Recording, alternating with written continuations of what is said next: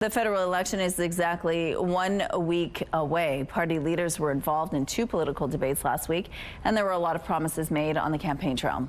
With a review on issues that came up in the campaign so far is Adjunct Professor of Political Sciences at the University of Manitoba, Christopher Adams. Good morning, Chris. Hi, Rachel. Nice to be with you again. Well, thank you so much for joining us again. Now we're 1 week away from election there. We're almost there. How has the last week gone for some of the party leaders and some of the campaigning? Well, the last week has gone in a very interesting way. One thing, Rachel, is that actually we think of the election day coming up next Monday, but we really are in the election day right now, and that the advanced polls started on Good Friday, last Friday. And apparently there were over 2 million people voted in Canada, which is 2/5 of what happened over the past 2 elections. So right now people are locking in their vote. But as you mentioned, last week was a significant week for a Wednesday night French language debate. And Thursday evening was the English language debate. The French and the English language debates, I think people's choices weren't changed by those debates, that Mark Carney kind of held his own. We expected him to be attacked by all sides because he's the leader in the polls right now. I think Pierre Poilievre did quite well as well. He had a different style than the other folks. And Jagmeet Singh, is really in a little bit of trouble in the polls and has been losing his swing voters to the Liberals in many parts of the country. So his task was really to try to take down Mark Carney. But I think we all came out with the same views as before. That's generally what the pundits are saying. If you listen to David Hurley's The Curse of Politics, that's the general sense as well. So I would say it was an important week, but nobody really stumbled badly. One thing, Rachel, is that the Liberals kind of eased off on the accelerator early last week, that we didn't see as much from them as from the Conservatives.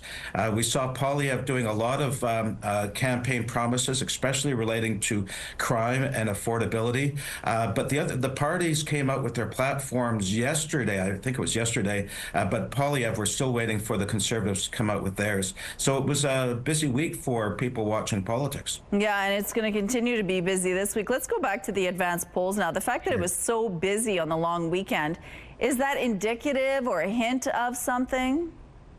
Well, I think it is indicating that people are watching this election with interest for different reasons. I also think it was Good Friday, which most shops are closed and most people are off work. So unlike Easter, where you have lots of family meetings and things like that, Good Friday is a very quiet day. So I think across Canada, the lineups, you could see when you saw the news on CTV and elsewhere, there were lineups out the door, including my riding of Elmwood-Transcona. So I think it was a quiet day for doing other things, so people were going to the advanced polls, but also I think there is quite a bit of interest with this election. Okay, so this is the last week. What do you expect is going to happen in this last one?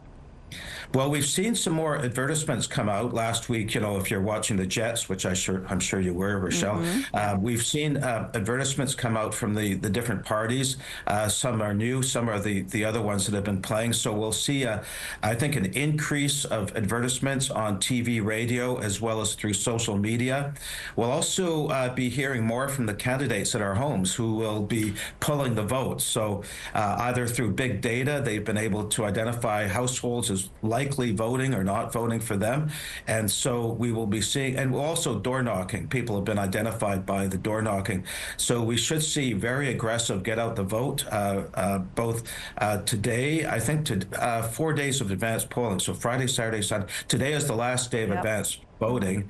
And then of course, on election day next Monday, it'll be very aggressive by the different parties getting their supporters out to vote. Well, Chris, we really appreciate your time, giving us a little bit more information on what we can expect over the next week. And I guess we'll see you after the election.